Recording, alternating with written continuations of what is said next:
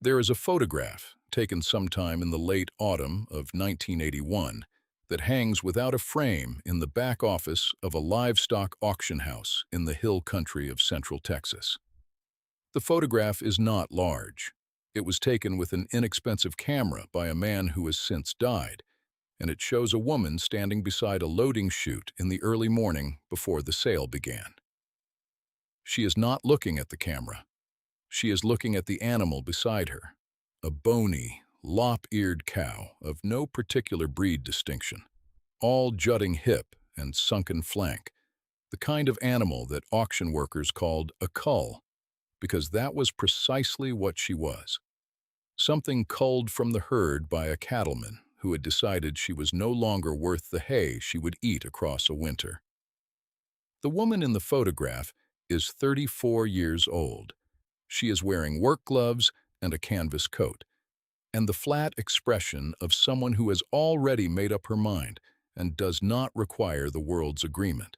At the bottom of that photograph, in the careful handwriting of a woman who understood the importance of keeping records, someone has written a single line in blue ink. The line reads, "The water finds its level, and so does the work." That is where this story starts. Her name was Cora Nell Bassett, and she had come to the Kerr County sale barn on a Tuesday in October with $40 in her coat pocket and a specific idea in her head that almost everyone who encountered it found either pitiable or amusing. The $40 was the remainder of a household account she kept in a coffee tin in the kitchen of the 40-acre lease she was working alone. 40 acres of cedar and caliche and thin topsoil outside a town called Ingram that had never in its history produced anything exceptional from the cattle that crossed it. Her husband Denton had died the previous February of a heart attack that came without warning while he was mending a fence line on the eastern edge of the property. He was 39. The 40 acres were leased, not owned, and the lease payment was due on the 1st of January.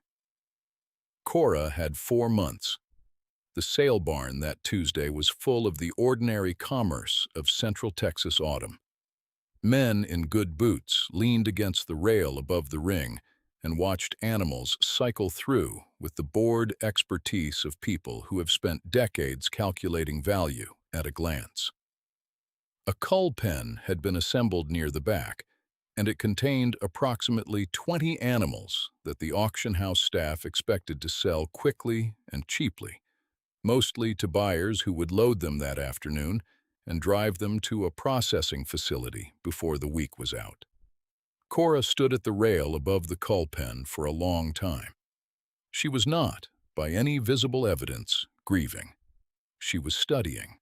The animal she eventually bid on was a crossbred cow of mixed Hereford and Brahman blood, 7 years old according to the sale tag, which, in the commercial cattle world of 1981, made her deeply unfashionable.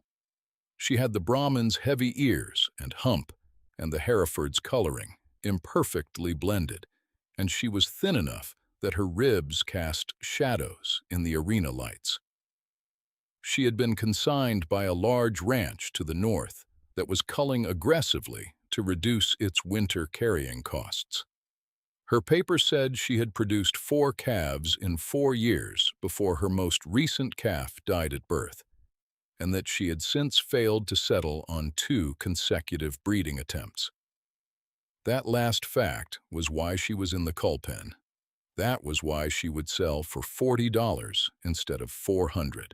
Cora bid $40, and no one else bid at all, and the auctioneer gavelled it down with the faint, apologetic speed of a man who does not want to draw attention to how little something has sold for. Cora loaded the cow into a borrowed stock trailer that afternoon and drove her home along the highway through the Cedar Hills. And the cow stood in the trailer with her heavy ears swaying and her ribs showing through the slats. And Cora drove with both hands on the wheel in the way of someone transporting something she intends to take seriously. There was a man at the sale barn that day who had seen the transaction. His name was Walt Greer, and he managed a large grazing operation for an absentee owner out of San Antonio. And he wore the good boots and the particular expression of a man accustomed to being the authority in any conversation about livestock. He found Cora at the loading chute. He told her, not unkindly, that he had been watching cattle come through that barn for 22 years, and that the animal she had just purchased had quit. That was the word he used. Quit. He said it in the tone of a man delivering medical news, carefully, with the implication that he was doing her a service. He said some cows just quit, and there was no bringing them back. And he said the kindest thing she could do with that $40 would have been to let the processors have her and save herself the winter hay bill. He said all of this in the patient voice of someone who believes he is being generous with his knowledge. Cora finished latching the trailer gate. She said, "She hasn't quit." Then she got in the truck and drove home. What Walt Greer did not know, and what Cora had not volunteered, was that she had been guided to that specific animal by something he would have found either irrelevant or faintly comic. Her mother-in-law, a woman named Ida Bassett, who had raised cattle on hardscrabble land in Gillespie County for 40 years before her knees gave out, and she moved to a small house in Kerrville, had kept a series of composition notebooks over the course of her working life. 19 of them, filled in pencil and occasionally in ink, recording the particulars of every animal she had kept, every pregnancy, every illness, every seasonal observation, every experiment in feed and management and handling. Ida was not a scientist. She had no formal education past the 8th grade, but she had the observational patience of someone who understood that the land gives up its knowledge slowly, and only to those who stay still long enough to receive it. Ida had given the notebooks to Cora the previous spring, 6 weeks before Denton died, when Ida's eyesight had deteriorated to the point that she could no longer read her own entries. She had said, "These are worth more than the lease." She had said it in the matter-of-fact tone she used for everything, and Cora had taken the notebooks and stacked them on the kitchen table and begun reading them that same evening.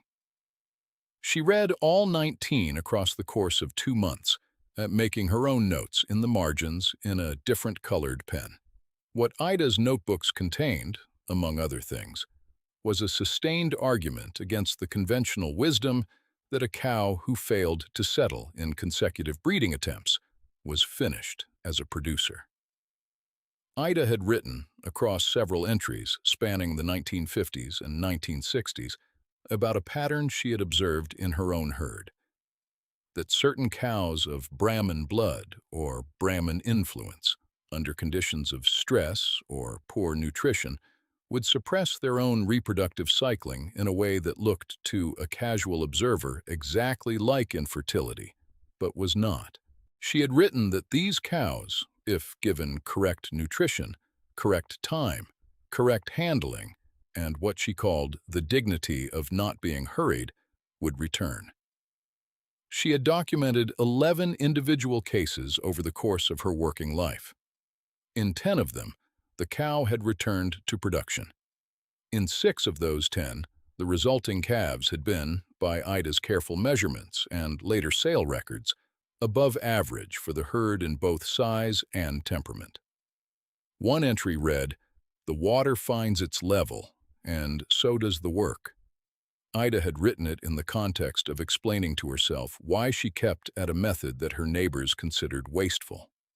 It became the through line of all 19 notebooks, the refrain she returned to when the work was hard and the results were not yet visible. Cora had built her entire $40 plan around those 11 documented cases. She put the cow, whom she began calling Laura in her own records because naming helped her pay attention, into a small, separate pasture she had cleared of cedar and reseeded in the late summer with a grass mix suited to the thin caliche soil. The pasture was not large, perhaps 3 acres, but it was hers in the sense that she had made it from the cedar, working through August heat with a chainsaw she had borrowed from a neighbor. She fed Lore a carefully calculated ration based on the weight estimates and forage analyses in Ida's notebooks, adjusted for the current season and the local grasses. She wormed her, vaccinated her, gave her the quiet of the small pasture and the company of nothing but a one-eyed dog named Burl, who slept in a patch of sun near the gate every afternoon. She kept records in a composition notebook of her own. Every entry dated, every weight estimated by tape measure and entered in a column. Every change in behavior noted in the plain declarative sentences she had learned from Ida's prose. She did not ask anyone's opinion. She did not describe her plan to anyone who had not asked directly. The winter came down hard that year onto the hill country, which did not often receive genuine cold, but received it that year with an indifferent severity that killed the winter garden of nearly every small holding in the county. Cora's lease payment came due on the 1st of January, and she made it with the last of the money she had been setting aside from the sale of the previous season's hay. And she made it exactly to the dollar, with nothing left over for February. She noted this in her records without comment. In February, she introduced Lore to a young Limousin bull she had borrowed from her neighbor Jim Tellez in exchange for 2 months of fencing labor on his east pasture. The borrowing arrangement had taken Cora 3 separate conversations with Jim to negotiate, because Jim was not accustomed to lending his bull, and because he was not entirely confident, as he admitted in his careful way, that the cow was worth the effort. He said it without cruelty and with the particular helplessness of a man who likes a person and cannot endorse their plan. He lent the bull anyway.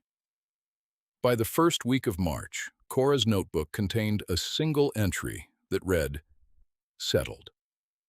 The second part of the story is about the people who were watching and about how watching is different from seeing.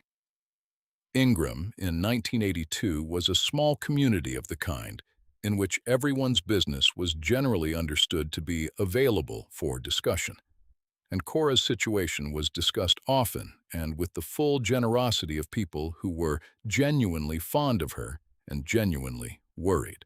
She was a widow in her mid-30s, with a lease she could barely afford, 40 acres of unforgiving ground, and what appeared to most observers to be a misguided attachment to a played-out cow.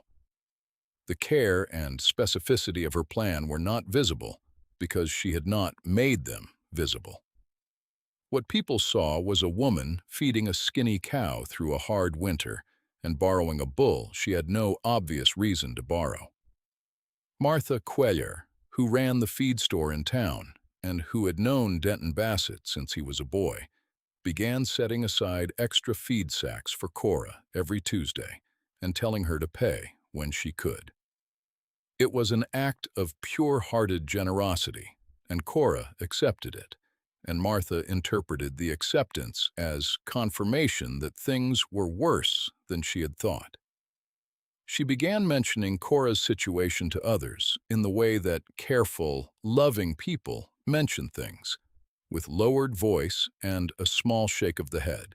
A county extension agent named Preston Albright drove out to the lease in April on the pretext of checking on the status of the cedar clearing program, and sat at Cora's kitchen table drinking coffee and telling her, in the circling professional language of a man trained to deliver bad news gently, that the 40 acres was probably not viable as a standalone cattle operation, and that there were programs available to help people in transitional situations make decisions about land they could no longer feasibly work.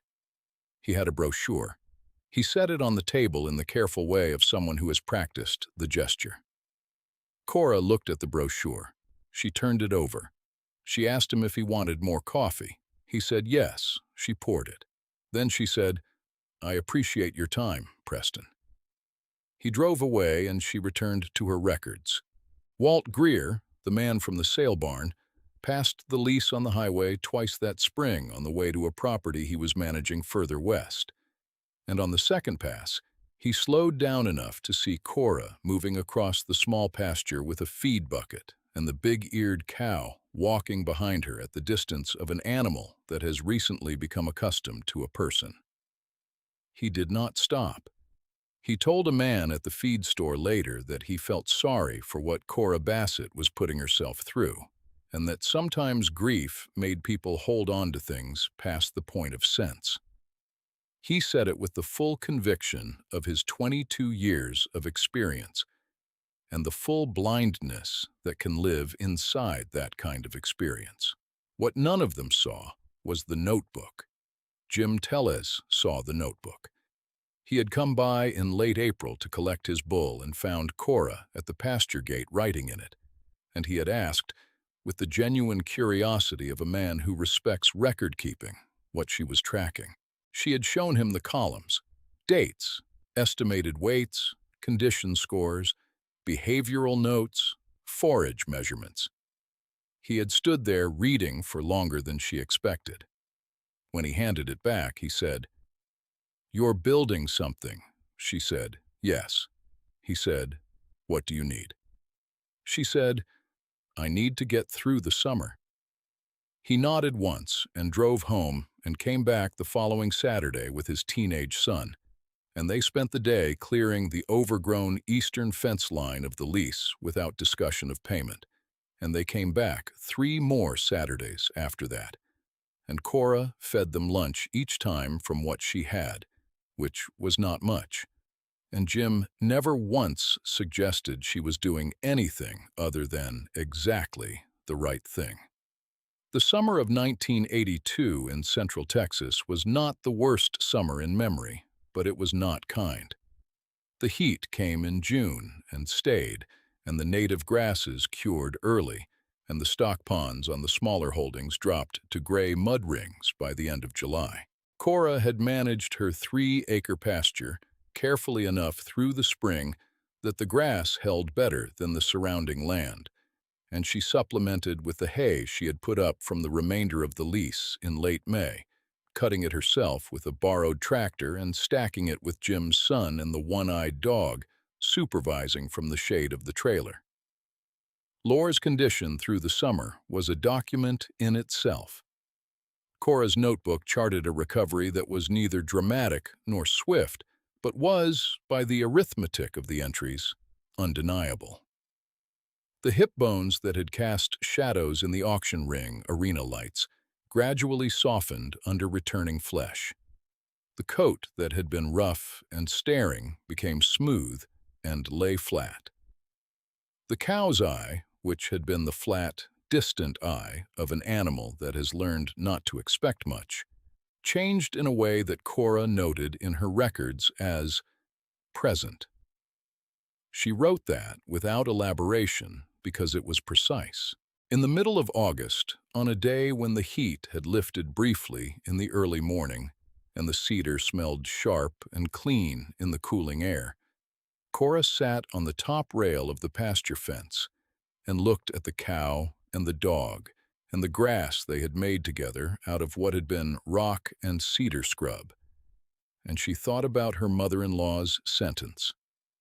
The water finds its level, and so does the work. She thought about it the way she thought about things she was not ready to say aloud, which was carefully and without hurry.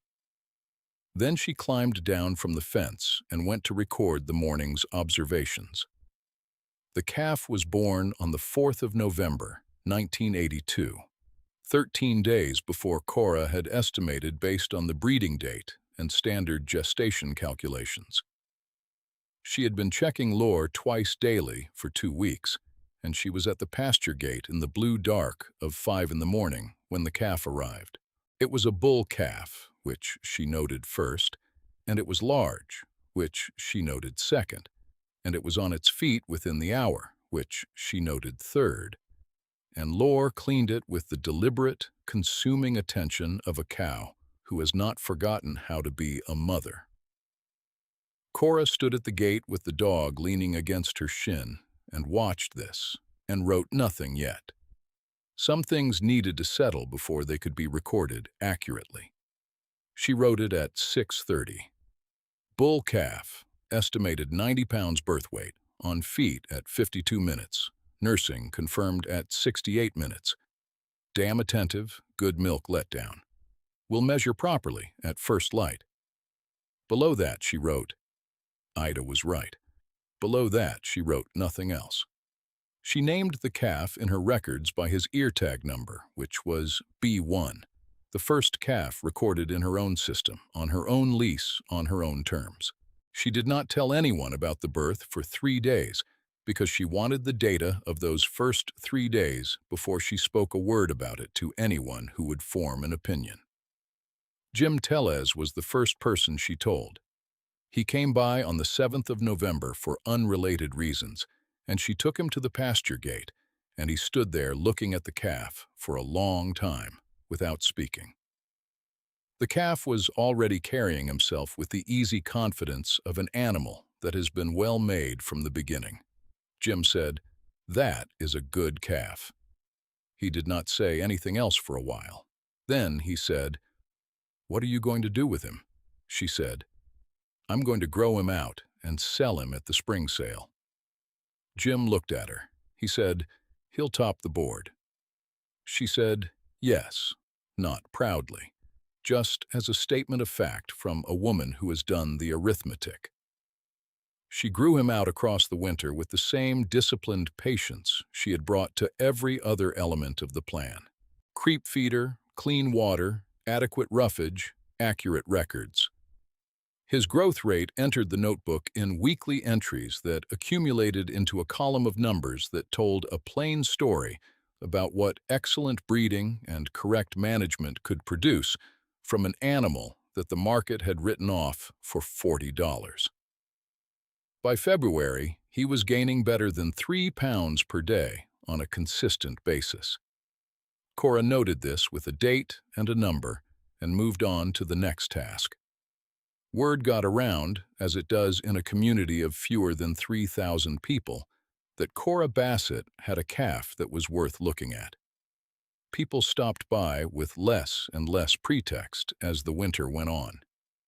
Martha Cuellar came out one afternoon and stood at the fence in her feed store apron and looked at the calf moving across the pasture and said nothing for a long time, and then said, "Well, he's a good one."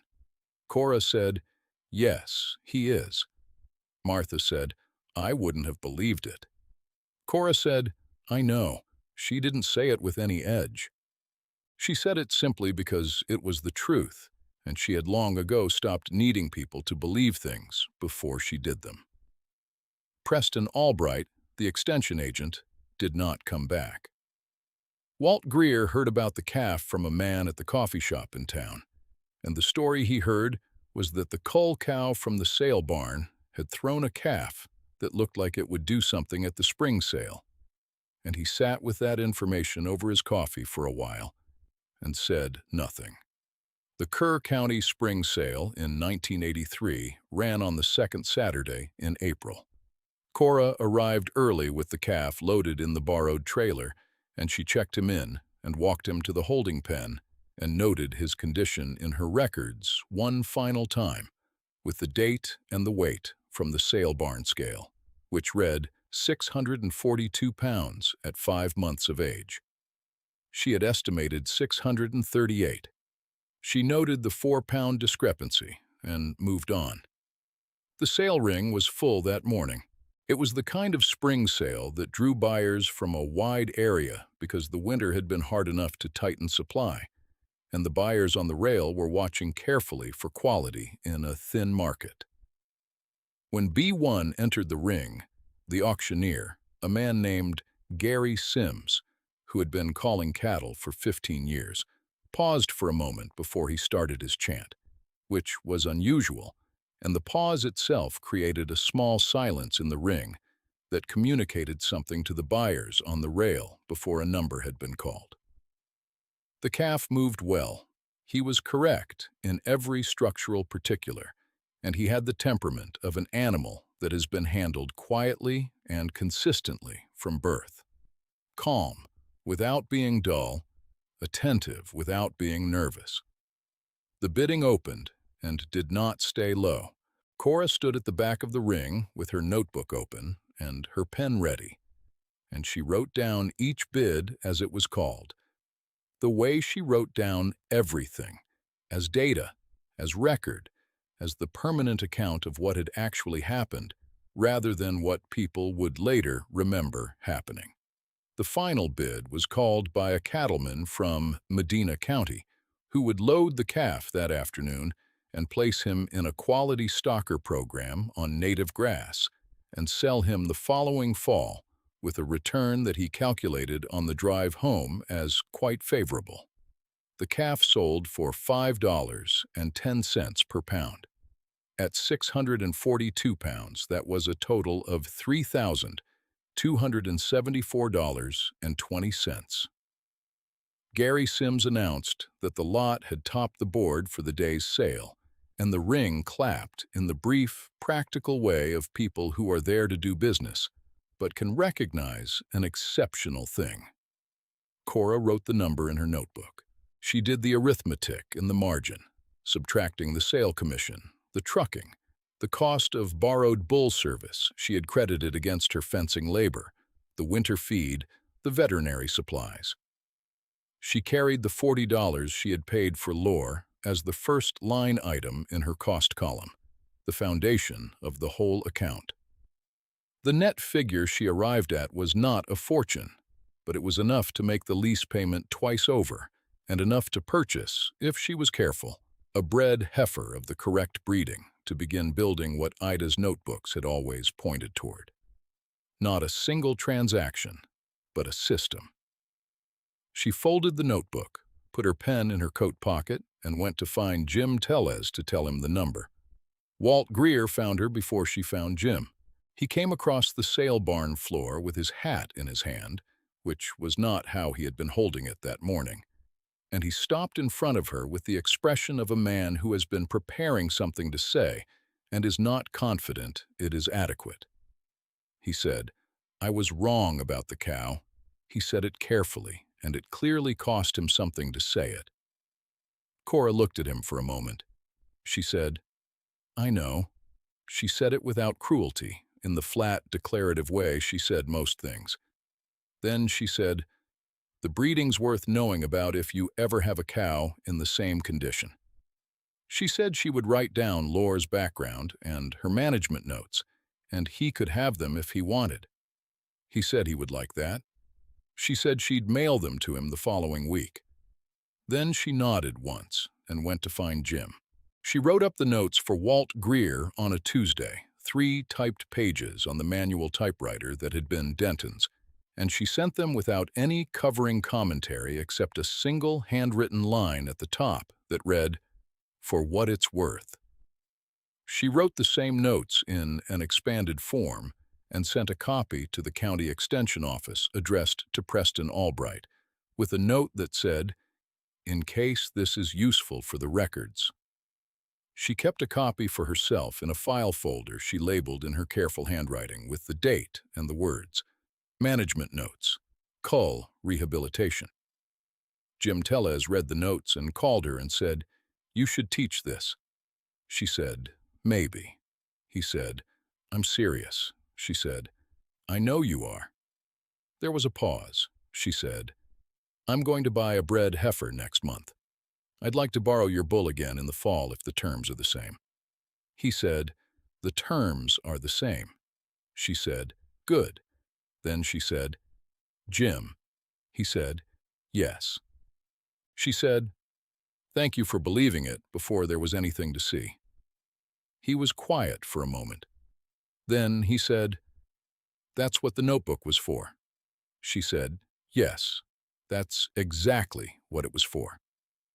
The heifer she bought in May of 1983 was a young Limousin cross female, 18 months old, selected from a ranch in Bandera County by a set of criteria Cora had developed from Ida's notebooks and from her own winter of records, and from the particular education that comes from being entirely responsible for an outcome and having no one to blame if it goes wrong.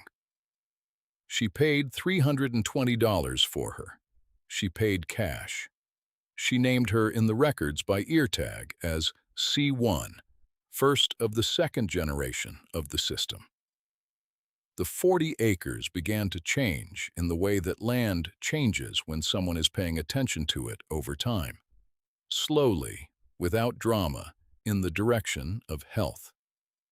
The cedar clearing expanded pasture by pasture across the following 3 years, as Cora could manage it, always with Jim's son's help, and always with the same careful reseeding and the same patient management of rest and rotation that Ida's notebooks had recommended for thin caliche soil. The stock pond on the eastern end, which had been unreliable, was deepened by hand over the course of 2 winters until it held water through July reliably. Cora noted the completion of the pond in her records with a date and a water depth measurement and nothing else. She expanded the herd by 2 animals per year, no faster, selecting always by the criteria in the notebook and paying always by what the system had earned rather than by borrowing. She did not borrow money. She had made a decision about debt in the first winter that was less a financial philosophy than a practical reading of her situation, which was that a woman operating alone on a thin margin in a community of people who expected her to fail could not afford the additional variable of interest payments against an uncertain income. She recorded this decision in her notebook, not as a moral position, but as a calculation, which is what it was. By 1987, she was running 14 cows on the 40 acres without overgrazing them, because the pasture management by then had lifted the carrying capacity of the ground past what anyone would have estimated from looking at the lease in 1981. Preston Albright, the extension agent, drove out in the spring of that year, this time without a pretext, and walked the pastures with her for 2 hours and asked careful, genuine questions about the reseeding program and the rotation schedule, and she answered them from memory and from the notebook, which she carried with her the way Ida had carried hers, as a working tool rather than a record of the past. He asked if he could bring some of the methodology to a workshop he was planning for small operators in the county. She said yes. She gave him copies of the relevant notebook sections. The workshop ran that October. 14 small operators attended. 3 of them came to see Cora's lease afterward, by arrangement, and she walked them through what she had done and showed them the notebooks and answered their questions in the same spare sentences she used for everything. One of them, a woman from a hardscrabble place outside Center Point, stood at the pasture fence looking at the herd for a long time and then said, "Where do you start?" Cora thought about it. She said, "You start with what you have and you write down everything you do and everything you see, and you don't stop writing." The woman nodded. She bought a composition notebook in town on the way home that same afternoon.